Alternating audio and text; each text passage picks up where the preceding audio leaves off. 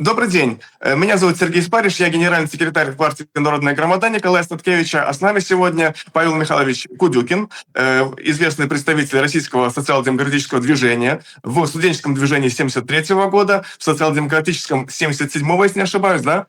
Да. Диссидент, сидел в Лефортово, один из основателей «Мемориала».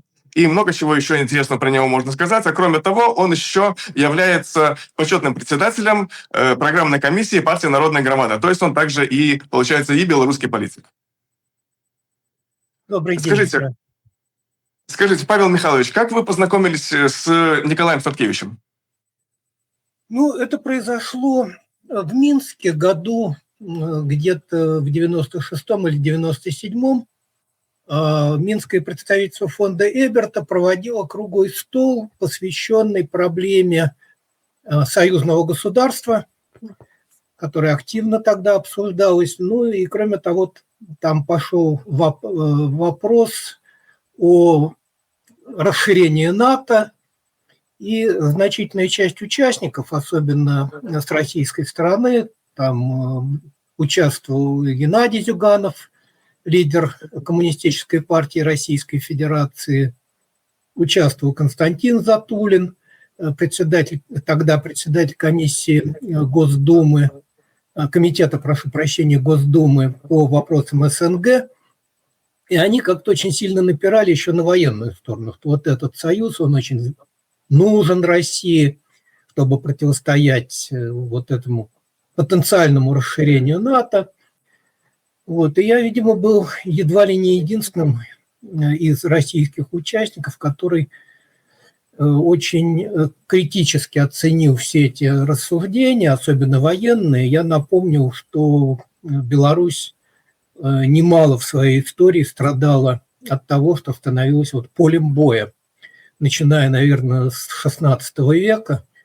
В общем, в России, к сожалению, плохо знают историю соседних стран и удивляются, когда им рассказываешь, скажем, о жестоком разгроме Полоцка войсками Ивана Грозного.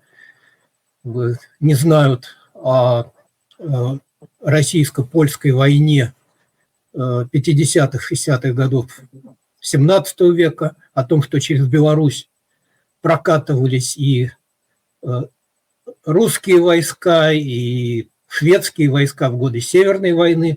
Опять-таки, потом известна война 1812 года, Первая мировая, Вторая мировая, и все это каталось через Беларусь. И поэтому, конечно, для Беларуси гораздо выгодней быть страной нейтральной, поддерживающей дружественные отношения со всеми соседями, не становящейся плацдармом ни для кого. И указал на такой географический, стратегический фактор, что попытка сделать Беларусь таким предпольем или плацдармом для России вообще очень рискованная вещь. Она такое, то, что называется, балконное расположение с очень угрожаемыми флангами. Это прекрасная позиция для наступательной войны, но очень опасная для войны оборонительной. И как-то наводит на размышления, почему многие российские политики так хотят видеть Беларусь таким плацдармом, явно не для обороны.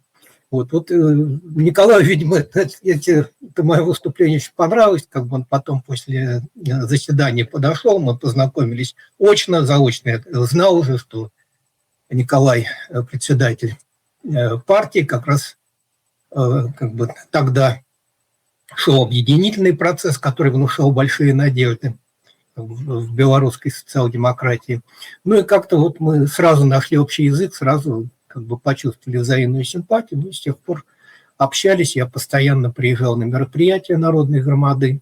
И в какой-то момент Николай на съезде предложил, так несколько неожиданно, избрать меня в Центральный комитет и, возглавить программную комиссию.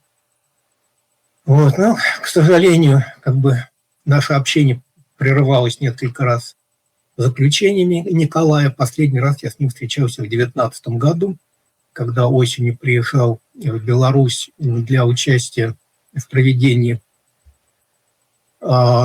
школы молодых профсоюзных активистов, который проводил Белорусский демократический конгресс профсоюзов.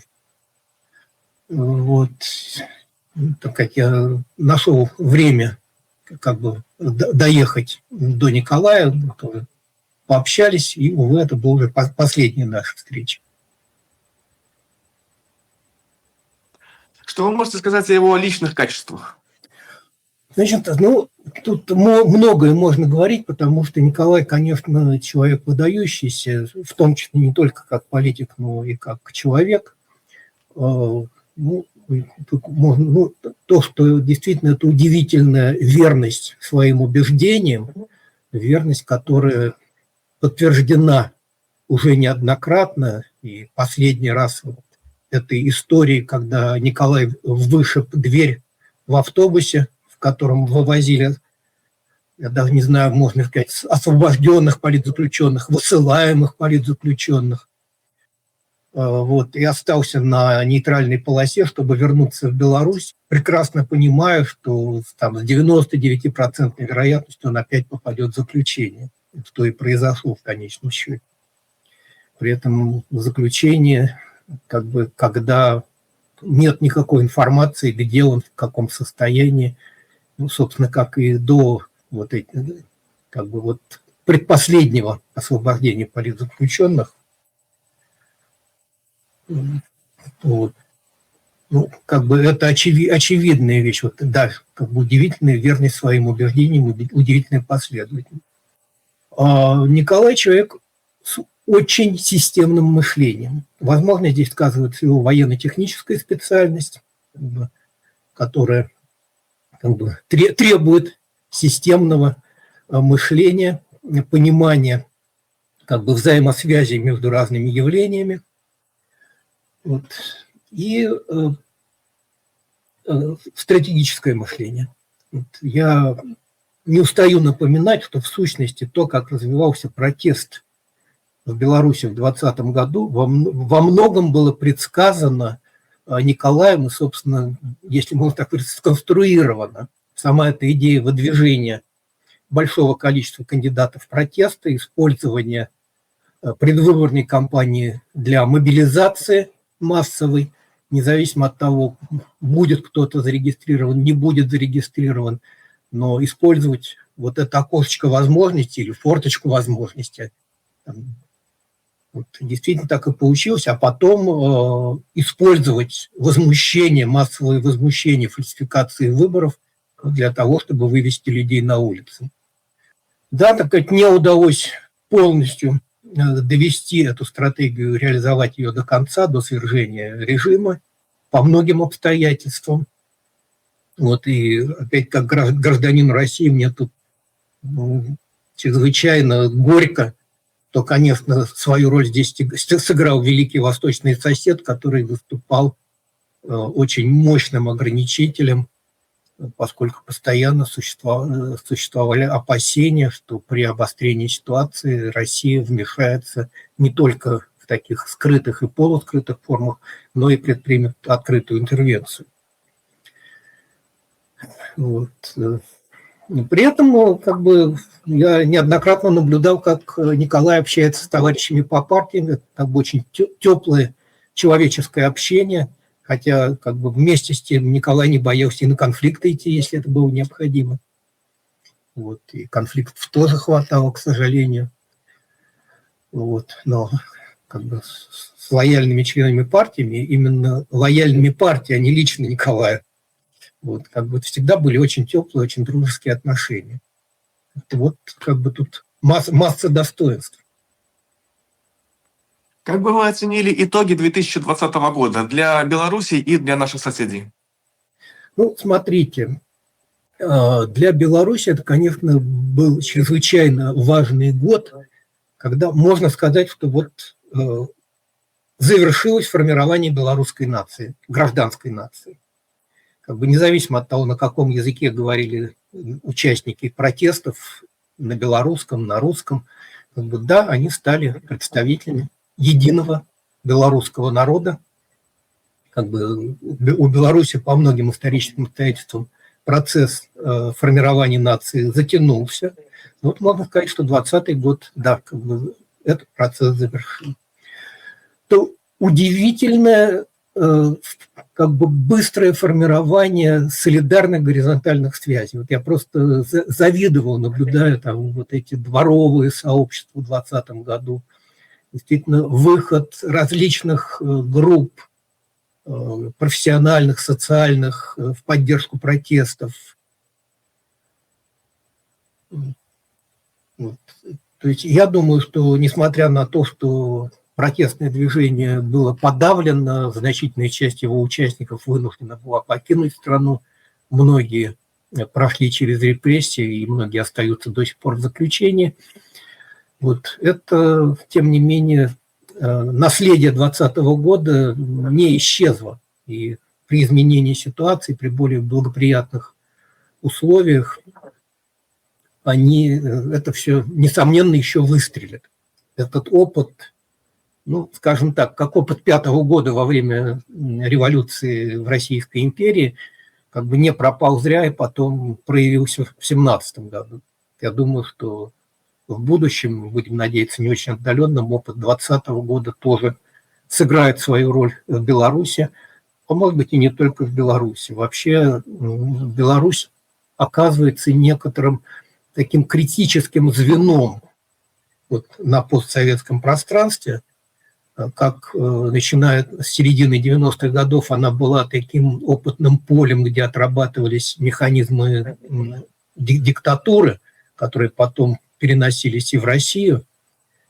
Вот, также есть шанс, что она может стать как бы тем звеном, которое заставит измениться и Россию тоже. Очень сложный вопрос, в какой мере, конечно, неудача протестов 2020 года облегчила российской власти начать полномасштабное вторжение в 2022 году.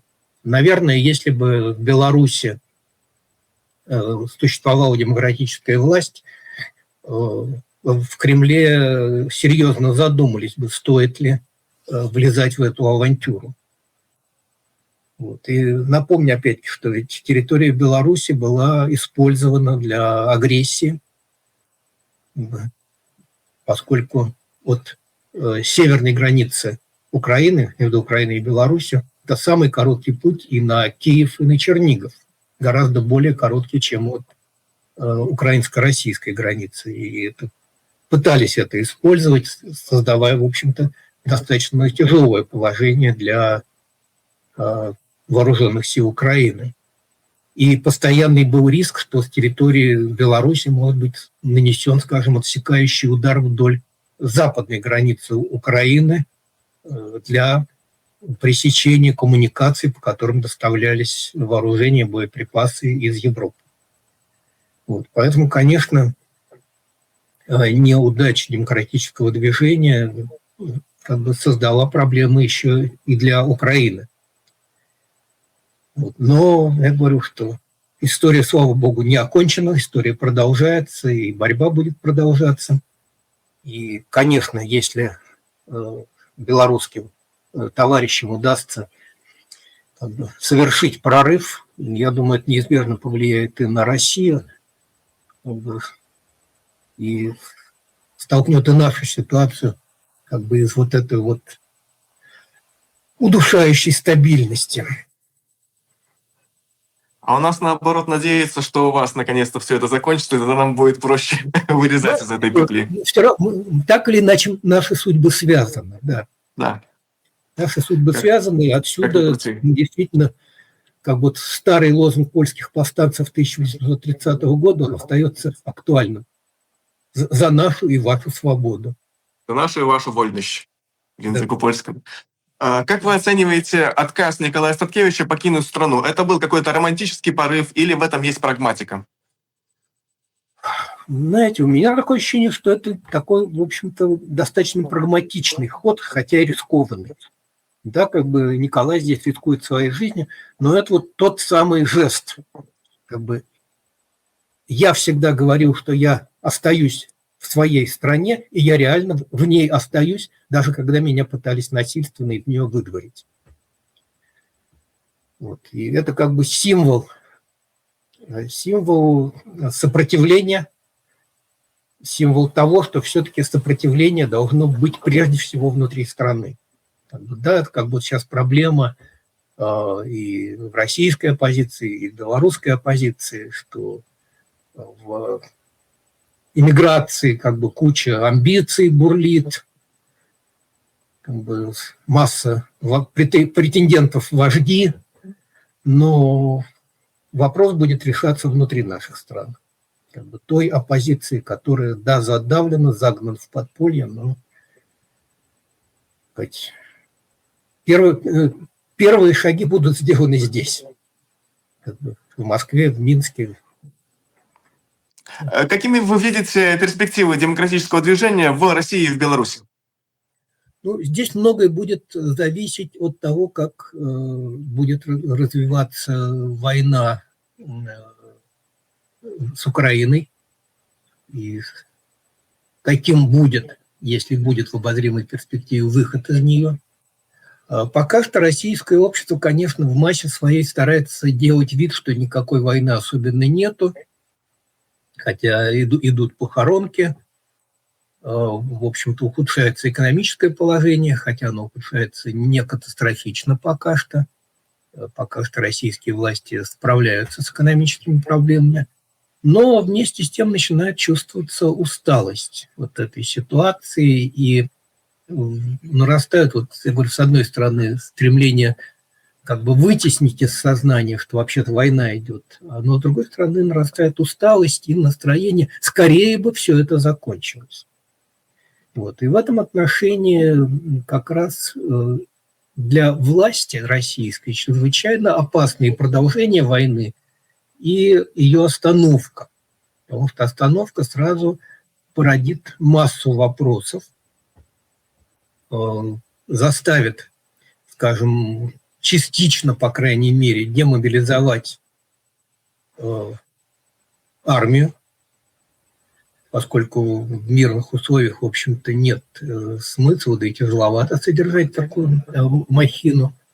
Вот. А это означает возвращение людей, усталых, озлобленных, привыкших к насилию, с расшатанной психикой. Вот, что, конечно, повлияет на ситуацию уже в глубине страны. Вот, и как эти люди себя поведут, предсказать трудно. Ясно, что вообще сама по себе война очень активно используется кремлевским режимом для того, чтобы максимально закручивать гайки. Вот. И они не захотят, конечно, никакой либерализации, даже если будет достигнуто перемирие или даже какой-то мирный договор, будут искать другие поводы для того, чтобы продолжать давить любую общественную инициативу. Но на самом деле даже в этой ситуации, в общем, иногда говорят, все умерло, все забетонировано, никакого гражданского общества в России нет. Это не так.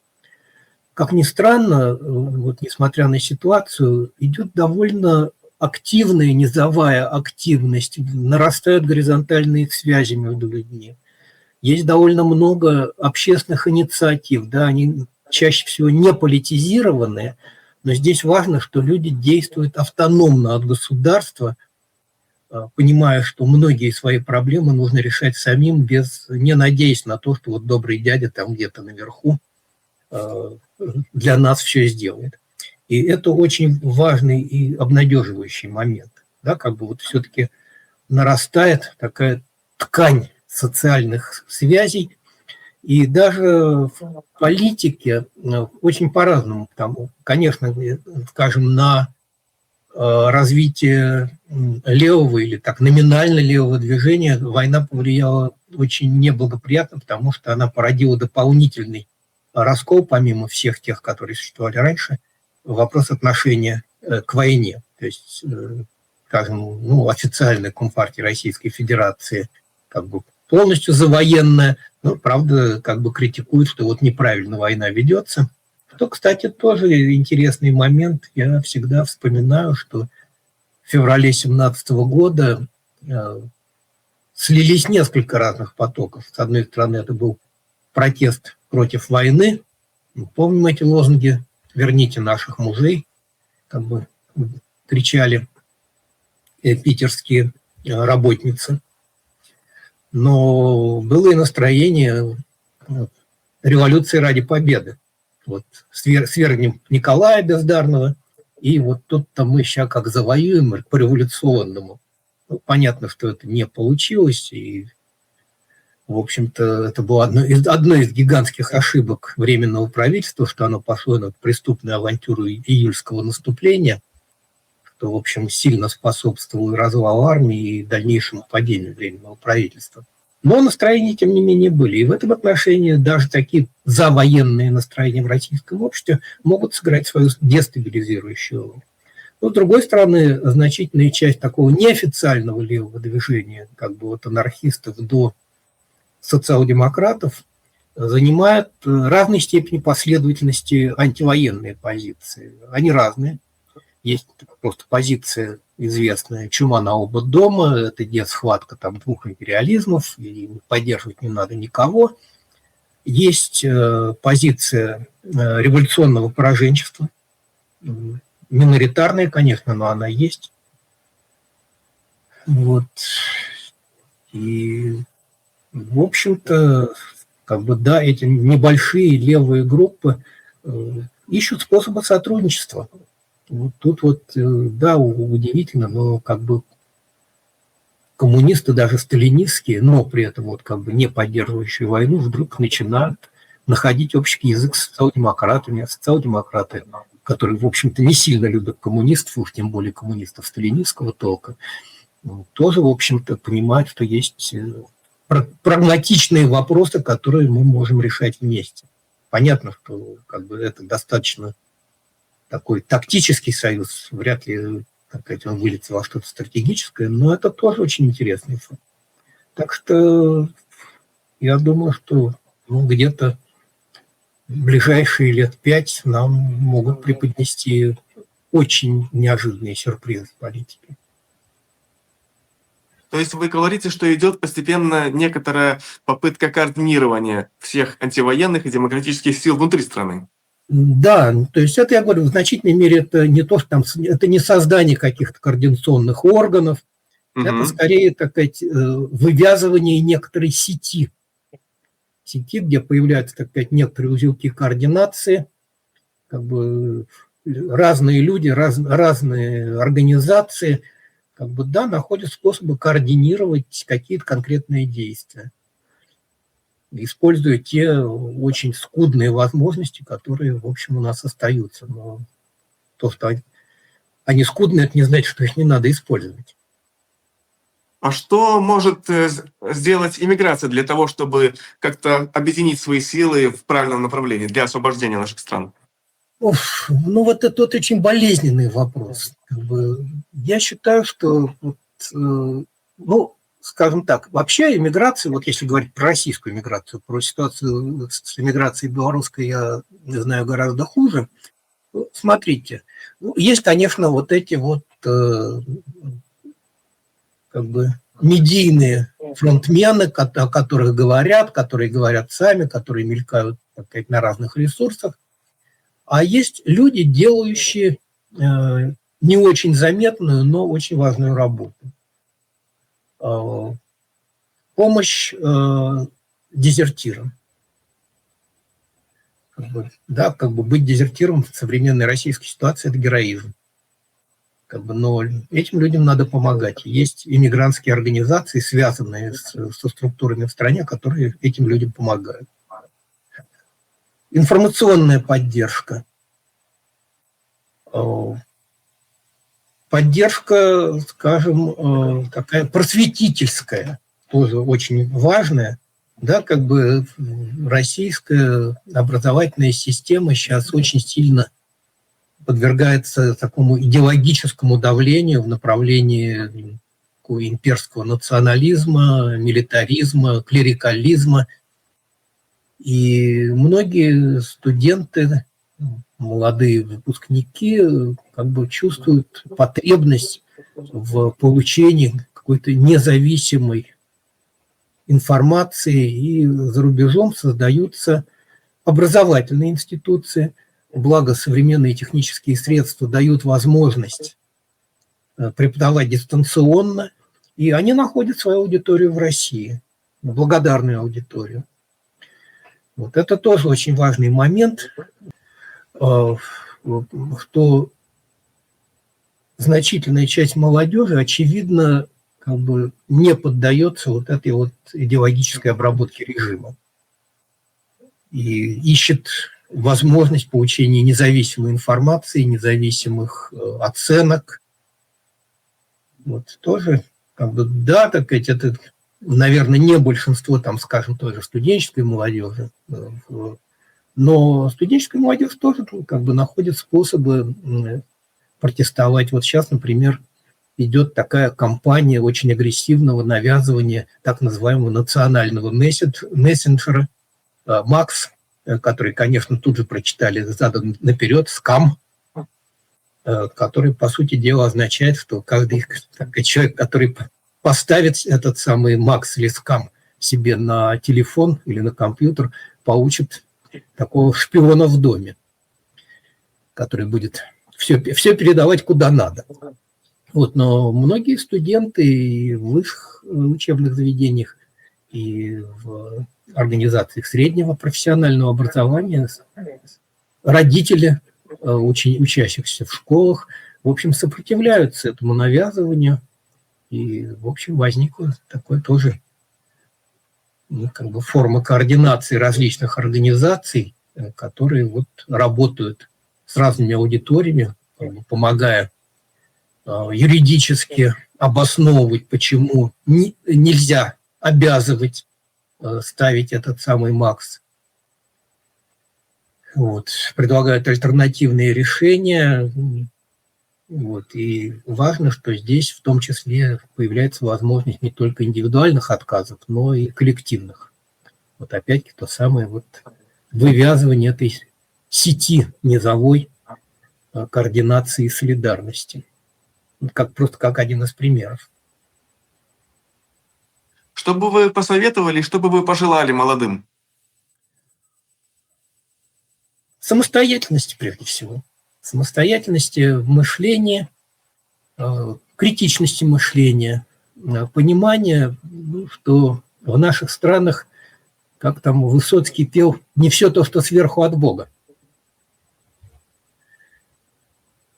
Вот, что нужно в большей мере надеяться на себя, на товарищей, преодолевать вот эту вот рассыпанность общества на мелкие группки. Вот. Иногда мы говорим про атомизацию, но вот один из моих товарищей сказал, что нет, это не совсем атомизация, это скорее молекуляризация. Как бы это все-таки небольшие сообщества, которые как-то друг друга поддерживают, там где-то родственные, где-то дружеские. Ну, нужно как бы выходить за пределы этих маленьких молекул и увязывать их в большие полимеры. Как бы действительно выстраивать более тесные контакты с людьми, настроенными так же, как вы. Вот, и я говорю, в Беларуси здесь сильнее продвинулась. Конечно, репрессии очень сильно ударили по этим вот возникшим в 2020 году сетям, но они, насколько я понимаю, в общем-то, не убиты. Они как бы, может быть, несколько притопли.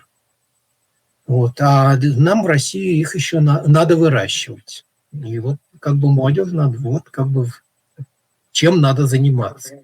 Ищите, как бы, как можно вместе с другими решать свои проблемы, проблемы ваших сообществ, территориальных, профессиональных. Вот. Потому что как бы общество рассыпанное, оно не может сопротивляться, а общество солидарное, в общем, в конечном счете становится сильнее, чем власть. Спасибо вам за очень интересную беседу. Спасибо и до встречи. Вам спасибо. До встречи и успехов в нашей общей борьбе.